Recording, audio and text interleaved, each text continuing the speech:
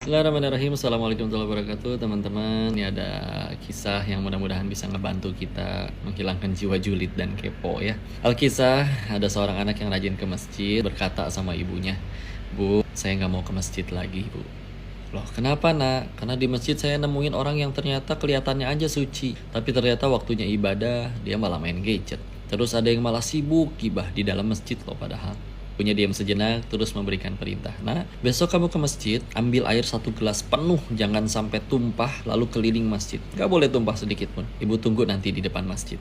Ya, besoknya si anak ngelakuin, ambil air penuh, lalu keliling masjid, keluar masuk, dan juga setelah akhirnya selesai, datengin ibunya. "Gimana, Nak? Ada yang tumpah nggak?" "Tidak ada, Bu." "Bagus. Sekarang ibu mau tanya.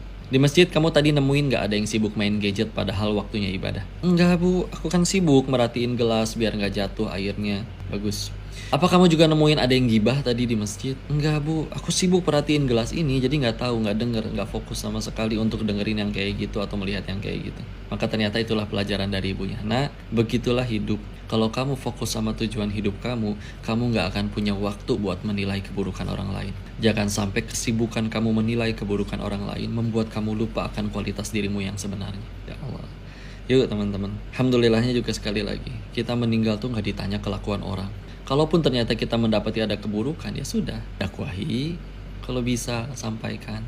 Kalau nggak bisa, minimal doain. Karena kalau kita doain, malaikat akan doain hal yang sama buat kita. Dan kalau misalkan ternyata nggak bisa juga dua-duanya, yang paling penting ini yang paling ketiga ya. Yang ketiga yang paling penting, yaitu adalah menjaga hati kita tetap bersih. Nah, tahu nggak siapa orang yang paling rugi? Adalah orang yang maksiat, orang yang mendapati pihak lain maksiat, terus malah dia yang jadi dosa. Misalkan kayak gini, ada orang beneran maksiat, dia bikin dosa, ya. Tapi ternyata malamnya dia tobat nasuha, nangis sejadi-jadinya di hadapan Allah dan bertobat. Kita yang ngelihat kemaksiatannya, sibuk ngumbar keburukan dia sampai bulan depan. Coba, orangnya udah diampunin malam itu, kita dapat dosa sampai bulan depan. Padahal yang maksiat dia, itu yang paling rugi ya. Silakan teman-teman, ambil kebaikannya, keburukannya tidak perlu kita pikirkan. Kita meninggal gak ditanya keburukan orang lain. Tapi kalaupun memang bisa didakwahi, doakan, jadi dakwah silakan.